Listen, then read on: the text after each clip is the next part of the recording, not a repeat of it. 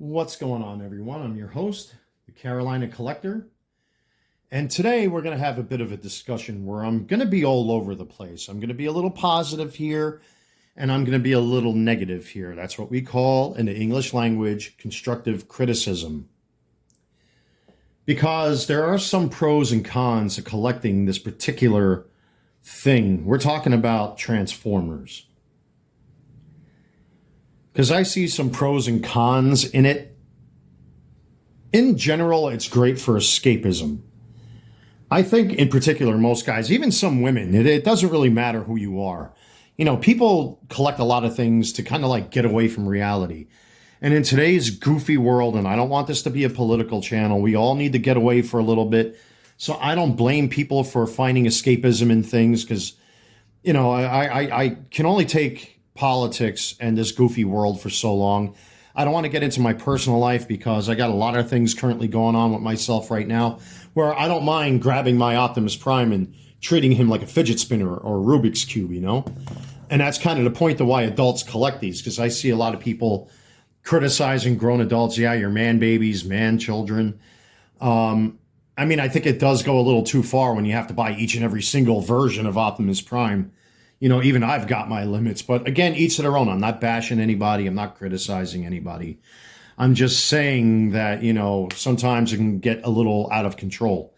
I used to have a huge toy collection in New York when I lived there before I moved to where I am now. And I had G.I. Joes, Transformers, Thundercats, Inhumanoids, Coleco tabletop electronic games. I mean, I had so much stuff that eventually, in a lot of ways, I'm kind of happy I got rid of everything. But then I got bit by the collecting bug, and this time I put limits on myself. So whatever I have now, I have, and I'm content with. I only wanted certain figures from G1. And, you know, I was able to track down a pretty decently priced Takara D16 Megatron in his box, which was open, but, you know, the sticker sheet wasn't applied or anything like that. So I had some leftover Decepticon symbols that I put on his chest and on his back, and that's as far as I went with that because I think he looks more cartoon accurate this way. This Prime right here is the JAFCON New Year's Convoy 2002 version of Optimus. And I think he looks fantastic because he's got the cartoon accurate eyes. I actually bought an upgrade kit for this guy who basically it came with a brand new gun, new grabby hands.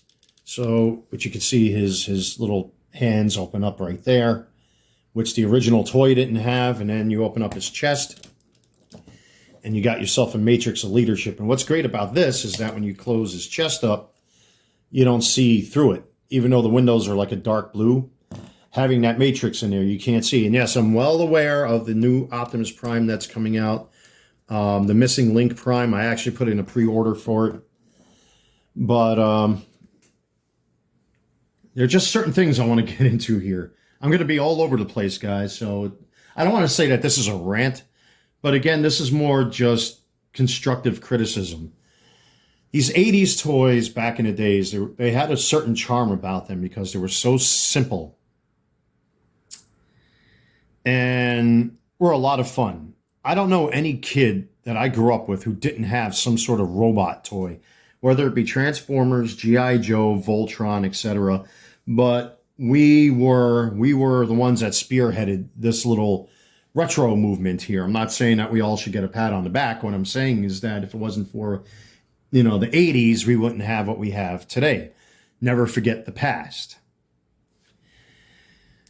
And I think these things are just incredible. You know, it's a nice throwback to the past when they you know, release things like this. I know this guy's from 2002, and I forgot when they reissued this Megatron in Japan as a Takara D16. But I'm very happy to have these. These are the only two G1 Transformers I have currently.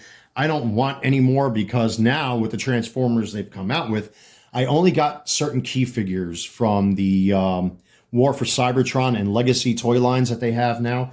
But I really want to get into that. And it's the Optimus Prime here, my 2002 New Year Convoy, that really sparked this conversation.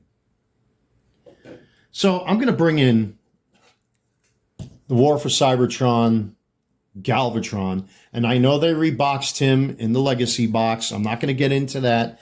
Mine had the battle damage and scratches all over it, and I cleaned them up and everything, and I'm perfectly content with that. I'm not one of these crazy collectors that has to collect, the same toy in a different box. I think that's stupid. But again, I'm not knocking people. It's just my opinion. Each to their own. You spend your money how you want. I'll spend my money how I want. But the real thing that really gets me is that when I look at these two, and these aren't the only two that made me want to talk about this. I have several others that are great examples of why didn't they do this the first time? Because that's the only way I can put it. So you're looking at Transmetal 2 Megatron from the Legacy line, and you're looking for the War for Cybertron, or you're looking at the War for Cybertron Galvatron here, excuse me. These two guys have been upgraded with 2 separate upgrade kits. That's right, I said that. Each one of these two, it took 2 upgrade kits to get them to look the way they look. What does that mean? So let's push the Dragon Megatron out of the way here so we got some space. As a matter of fact, let's get him out of there completely. Galvatron here, which is the War for Cybertron version. Mine was the corrected one. It didn't have the messed up arms. But it took 2 upgrade kits to get him to look like this. It's got the proper spire on the back now, even though the color is off. There's gap fillers in his arms. And we got shin extensions, and we got brand new feet that you plug in. Why did it take 2 upgrade kits to get this guy to look like the way it does? Oh, by the way, he's got grabby hands too, I should also add. Plus, he's got the stupid gun, which is supposed to be more, retro to the original toy. I don't care about that gun. But, yeah, see, he's got grabby hands. You can open up his hands and whatnot and reach for the sky if he wants. Or choke Scourge or Cyclonus. But why did it take 2 upgrade kits to make him look like this? In other words, you're already paying $30 to $40 plus tax if you ordered it online, plus shipping. So you're pumping $40 to $50 into a toy. And then given what some of these upgrade kits cost, with gap fillers and leg extensions and new hands, why didn't Hasbro do this the first time and make it like this? These are toys. First, that's another thing I have to also say. These are toys meant for kids. But clearly, given the evolution of a toy like this, like Optimus Prime, or in Japan he was known as Battle Convoy, we went from this, a simple cast iron block or whatever it was made out of, die cast or whatever, plastic and die cast and rubber. Went from a very simple thing to all of a sudden a piece of modern day engineering that even a grown adult would have trouble with. Whereas a toy even like Megatron is not all that difficult to transform. But we've got to this point. This is not geared towards kids, in my opinion. This is geared more towards the adult buyer. And even though I'm sitting here talking about this, I think adults have kind of robbed kids of having a chance on getting their hands on these. Because I've seen it in stores where I live, where who the scalpers are on eBay. When a new thing comes out, what's the first thing they do? They load up their shopping carts, buy up the whole rack of these. And then if you are a diehard collector, again, I'm not poo-pooing, or at least I'm trying not to poo-poo on anybody. But the simple fact of the matter is that, if you are that guy or that gal who's a diehard collector, you got guys that are cleaning the shelves off of all the key figures, and you're left with caca, with nothing. And I'm trying to keep the channel family friendly. I don't want to cuss or swear. But, you're taking away not just from the collectors, you're taking away from kids. And some collectors themselves are taken away from kids. The scalpers obviously are the bottom of the barrel. They all suck. But even some collectors are kind of taken away from their kids. But again, we look at Beast Wars Megatron here, Transmetal 2 Megatron, it took 2 upgrade kits. You know, you're spending $30 to $40 on a toy, and, you know, he's got a new pointy finger now. He's got gap fillers between his legs. You know, look at the face. The original face didn't look like that. And even with the previous upgrade kit, I don't know if it was DNA Design or whoever released it, I didn't like that upgrade kit as far as the face and the helmet was concerned. So I found a seller on eBay that did a 3D printed Transmetal 2 Megatron face, and I decided to go with this because this one looks way more accurate. And then glued the helmet in place because the upgrade kit, or the original, I think was, no, the original was transparent red. Whereas this one, you know, you can't see through it. It matches as close as humanly possible to, you know, the toy itself. And then, of course, this has the tail extension, and it's got the fold up belly right there, if you can see. So, but again, as cool as that may be, if you're one of those guys, which clearly, you know, I thought this thing could use a bit of a touch-up, which is why I decided to buy the 2 upgrade kits. Why do you even need to buy upgrade kits in the first place when adults are willing to shell out money, if you're a diehard collector, to get a premium price toy, when Hasbro should be doing this themselves? And I know everybody out there wants to spend less money. There's no such thing as saving money. We all want to spend less money. You're not saving anything, you're spending. So in order to keep more money in your wallet, you know, it'd be nice if, you know, we were able to get these premium toys, if Hasbro would just take a little bit more effort to pump in a little bit more engineering and thought into these products. You know, because I see toy collectors all the time bitching, moaning, whining, and complaining. Oh, it's got a backpack. It's got this thing. It's got that thing. Well, let me tell you something, ladies and gentlemen. You're never going to have perfection. If we human beings are meant to be perfect, we'd all be gods. And that just simply is unrealistic. And when it comes to things like this, you kind of have to take what you can get, given the fact that, you know, the engineering at least has come this far. May I remind you that we went from this to this. So be grateful that we're even at this point where you can have a real quality engineered toy that is not a brick like this. And I love Optimus Prime. He was my hero as a kid. One of my favorite all-time toys. I actually never got Optimus Prime as a kid, but I did have quite a few Transformers like Rodimus Prime, Thundercracker, Starscream, and a few others. My brother had a couple. But, you know, be grateful we have what we have. All right, it's got a backpack. It's got a backpack. What do you expect to have happen? It's like, what's his face? Jobby the Hong says, you know, that Roger Rabbit effect. Do you really want a living cartoon standing in front of you? I think that's pushing it just a little too far. You know, I want quality in my stuff too. I know money today is tight and people are on a budget and they want their cake and want to eat it too. But sometimes you got to compromise, man. You know, and in this case, you know, I'm happy I got this Megatron, but it's irritating and annoying that I have to spend extra money in order to get it to look like the way it does. So as someone that bought what I consider to be a Rubik's Cube and a fidget spinner, you know, it sucks. I wish Hasbro would do this right out of the gate with these collectibles.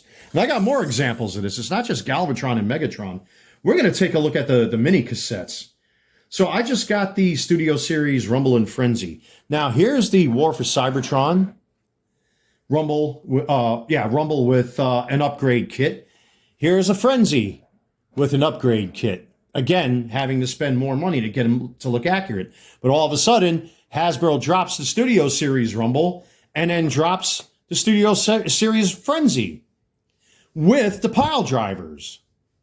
But then the original mini-cons here, the cassette bots, Rumble and Frenzy, didn't have the pile drivers. They didn't even have weapons. So what the hell? And now you got to go out of your way to get these upgrade kits to make them look as accurate as possible if you're that person. Now, again, you know, I mean, I'm one of them guys that enjoys accuracy. especially with the figures that I have. I chose the figures that I have for a reason because they're some of my favorite characters that I grew up with. Again, I'm guilty of taking toys out of the gene pool myself, so to speak. But, I want what I expect to pay. I expect to get more with my money. And Hasbro seems to have this habit of dropping multiple iterations of the same character over and over and over again. We saw this with Earthrise Prime. We saw this with Kingdom. We saw this with, the Netflix Optimus. Excuse me. Then I have the Barney the Dinosaur Megatron. And now they just dropped the Takara Megatron with the greater detail on the figure. And it's like, when does it end? Just give us the thing right out of the gate. It's nothing more than a money-making scheme. And did I forget to mention Rat Bat here as well? As far as adults are concerned, yeah, I think it could go a little too far. Obviously I got rent to pay. I got bills to pay. I got a lot on my plate right now. And the reason why I bought these, just like many of you, is because of escapism. I know there are certain collectors out there that collect everything and anything that comes out. I'm not that guy. I'm the other guy. But if I'm buying this stuff, I want my money's worth. Why do I have to go out of my way and spend money to buy stuff from third parties just to get it to look like this? And then all of a sudden, Hasbro comes out with that very thing. The Netflix Optimus Primal is a great example of that. Now they just dropped, again, the Takara 2-pack with, the cartoon accurate colors on Primal and Megatron. Why not just do that right out of the gate? Because it's a money-making scheme. The whole thing to me is just so bizarre. It really is. I look at all these guys. I look at things like this, and I begin to wonder. I really do. As much fun as it is to just, if I'm having a busy day and I need to pay bills and I need a little stress off my plate, I just grab Beast Megatron right here, transform him once or twice, put him back on the shelf, and that's it. It's not like I'm actually sitting there having a Transformers war on my floor while wearing a cooking pot on my head with a pillow fort. No, I'm a grown adult. I'm a man, so I don't do that. I buy these more for display and to use as statues and fidget spinners. But collecting today it's become berserk. Collecting today has become berserk. It's just, I don't get it. When I look at things like this, I look at Studio Series Rumble, and I look at War for Cybertron Rumble. Why not just do this right out of the gate? Why do this when you know you can do this? It doesn't make sense. It doesn't make sense. I don't get it, folks.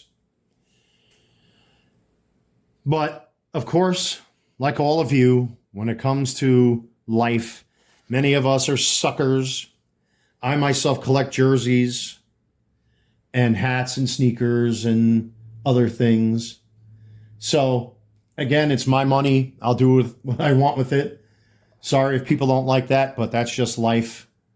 But I think, in my opinion, that today's collectors and today's collecting, even myself, and I'm just as guilty because you're looking at examples of it right here in front of you, that we will go the distance to try to do what these companies won't do and give us real quality and accuracy. But we suckers take the bait every time.